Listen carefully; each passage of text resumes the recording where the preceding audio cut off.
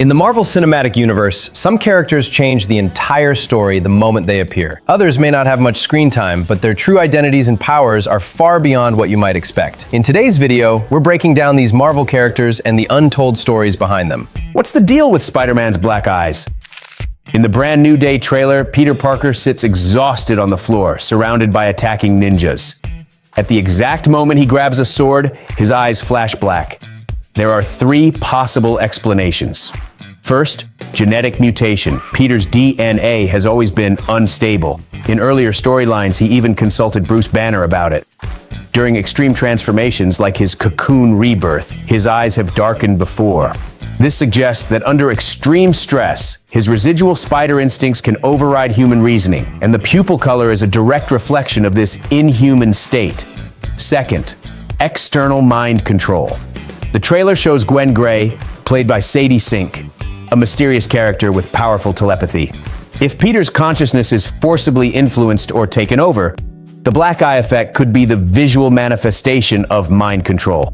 Third, a symbiote resurgence. Remember the small Venom fragment left in the main MCU at the end of No Way Home? As the Secret Wars timeline approaches, that fragment may have quietly found its destined host. If Peter's eyes darkening is caused by Venom slowly taking hold, then this isn't just a visual effect, it's Marvel laying the groundwork for the official return of the symbiote Spider-Man.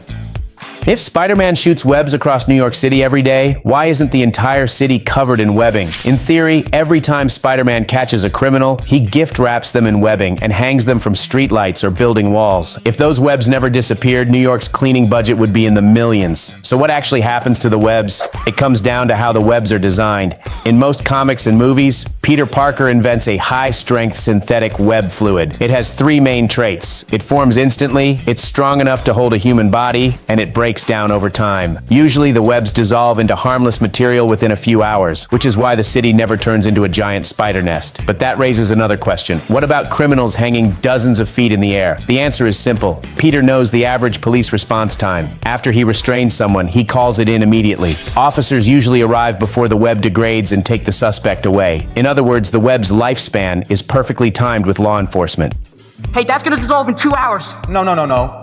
Come fix this. 2 hours. You deserve that. I got ice cream in You here, deserve man. that. You're a criminal. Bye, Mr. Criminal. This logic doesn't apply to every version, though. In the original Spider-Man trilogy with Tobey Maguire, he uses organic webs. These aren't gadgets. They're produced directly from his body. The films never clarify whether those webs break down on their own. If they don't, there could theoretically be some really old webs still hanging around New York. So, is it just a difference in canon or a missed loophole? Which do you prefer, the tech webs or the organic ones? What led Sony to dismiss the most popular actor to play Spider-Man? Tobey Maguire is almost universally considered the ultimate Spider-Man. If Sony had continued his series, it could have been as successful as the Iron Man or Wolverine franchises. But they replaced Maguire and didn't let him continue as Spider-Man.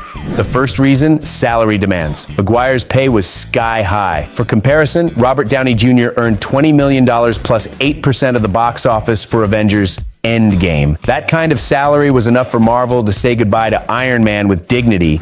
Tobey, in 2007's Spider-Man 3, asked for $15 million plus 7.5% of the profits, even more than Downey. The second reason was worse. Sony executives began interfering with the creative process, just like Warner did with the DC movies. They ignored the director's vision and forced changes to the script. This interference killed any chance of Spider-Man 4 ever happening. Later actors who took over Spider-Man did well, but none could match Tobey Maguire's iconic performance. He's like Michael Jordan of the Spider-Verse. Everyone else is just chasing his shadow. Why did Yondu laugh when he saw Star-Lord's fake Power Stone? To understand why, we need to follow Peter's actions. At the movie's start, he betrays the Ravagers by stealing the orb. Then he ditches Yondu again to join the Guardians of the Galaxy. This shows Peter has mastered the Ravager way. He survived, surpassed expectations, and even fooled his mentor. Perhaps Yondu saw this as the perfect proof of his success as a teacher. Yondu also knew the Power Stone's danger. If he had brought the real stone back to the Ravager base, greedy subordinates would fight over it. Chaos, even disaster, would follow. The fake stone gave Yondu a perfect out. He could shrug to his crew and say, "See, I got tricked too." This avoided dragging him into the chaos of the Infinity Stones. Finally, the troll doll held childhood significance for Peter. It reminded Yondu that Peter had grown into a principled, heroic figure, no longer just his obedient little thief. This father-son bond that crossed species transcended money and power in that moment.